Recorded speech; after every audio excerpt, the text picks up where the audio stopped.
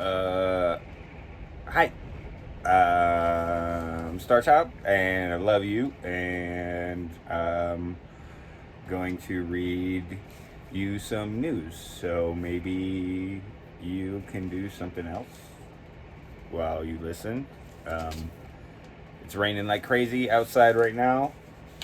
I got my blunt, got my Sunday paper. So let's see if I can find something worth reading in here. Some shit about the coronation of Charles III. Fuck that. Something about that kid who leaked a bunch of classified documents. Fuck that. Trump rule expiring pass. Kentucky Derby. Alright, we'll find something good. Let's try page 2.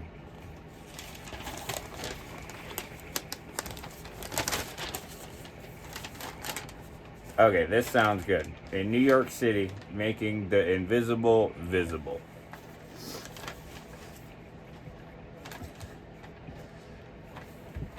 As a reporter who covers poverty and homelessness in the Metro desk at the New York Times, one of the great honors of my job is the chance to make the invisible visible, to give Times readers the chance to meet people they would not get to know otherwise.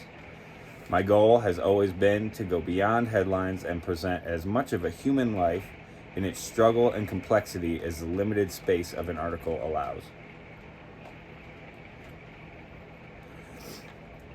For an article that appears in today's New York section, I spent 7 months on and off shadowing intensive mobile treatment teams, social workers, and clinicians who serve more than 800 people suffering from mental illness in New York City, most of whom are homeless. The teams offer counseling, perform crisis intervention, and help clients navigate the many dysfunctional bureaucracies involved in their care. The teams have been around since 2015 as part of an initiative started by Bill de Blasio, who was then mayor. Mayor Eric Adams expanded them. I met a dozen of the team's clients and had a long draft in February that I attempted to cram everyone I spoke in with. The article read like a miniature version of a Dickens novel. We need to really focus on 2 people, Sarah Garland, my editor, wrote to me in her notes. Doing so, we knew, would allow us to provide greater detail and depth to those people's stories. 2 of the people were edited out of the story and appear only in photos, have stayed with me. One was a homeless man named George Moriarty. I learned from Chris Payton, the program director of one of the treatment teams, that Mr. Moriarty, 62, had been stuck in an alcoholic loop for years. He drinks. Then he becomes remorseful and takes himself to a hospital. When he sobers up, he checks himself out. Then he starts drinking again. He might go to the hospital 5 days a week, Mr. Payton told me. Last August, I shadowed Mr. Payton as he went to check on Mr. Moriarty. Mr. Payton had received a text from a colleague that Mr. Moriarty was at Bellevue Hospital in Manhattan. But by the time we arrived an hour later, he had been discharged. So he took the ferry to Staten Island, where Mr. Moriarty hangs out. George, Mr. Payton called as he knocked on the stall doors of the ferry terminal men's room. We went to the liquor store nearby. Try the hospital, the store manager said. I finally met Mr. Moriarty months later, just before Christmas. He was in the process of being discharged from a detox center down the street from Mr. Payton's office in Brooklyn. Mr. Payton raced over to intercept him, and Mr. Moriarty agreed to go back to the office. What are some reasons you drink? Mr. Payton asked. Mr. Moriarty answered, when I see a sign that says liquor, somehow that triggers, go buy a bottle and drink it. You see, I have to avoid that sign. Hoping to seize on a moment of sobriety, Mr. Payton tried to persuade Mr. Moriarty to go with him to an Alcoholics Anonymous meeting. I'm a little tired today, he said. I saw him the following week as he was headed to Bellevue once again. He lowered himself into the seat on the M15 bus, shut his eyes, and held his forehead. "Oh my God," he said. "Gotta stop drinking."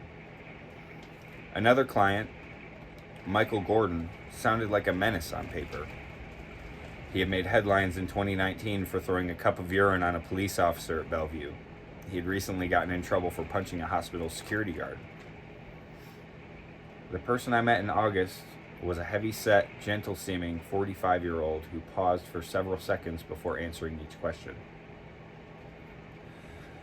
The head of his street team, Lauren Schultz Caps, had come to his shelter near Times Square to talk to the shelter's managers about Mr. Gordon getting bullied by residents and help him buy sneakers to wear to an upcoming court date for the assault charge.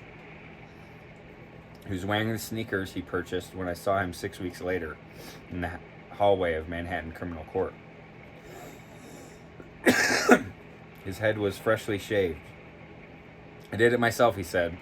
"I did cut myself a few times." A long gash ran along the back of his head. While we were waiting for his lawyer, Mr. Gordon bent over to retie his sneaker, and the inseam of his jeans ripped from the knee to the crotch. He was mortified. He asked Mrs. Schultz Caps if they could get new pants before seeing the judge, but there was no time. He made it through the brief hearing, and they left hastily. A few days later, Miss Schultz Caps texted me Mr. Gordon had died of a stroke or heart attack. No one claimed his body. In February, he was buried in an unmarked grave at a potter's field on Hart Island, invisible in death as he was in so much of his life. This is how my job goes, for better or worse. You meet people, you try to tell their stories, and whether you end up being able to or not, you move on to the next story. Shortly before my article on intensive mobile treatments was published online, another homeless man had been an IMT client, Jordan Neely, was fatally choked on a subway train by a passenger after he had been yelling and ranting. This morning, I stopped and thought again about Mr. Gordon and all the other invisible people who move across the city and are gone. Thank you, Andy Newman. There's a picture of George Moriarty right here on a bench.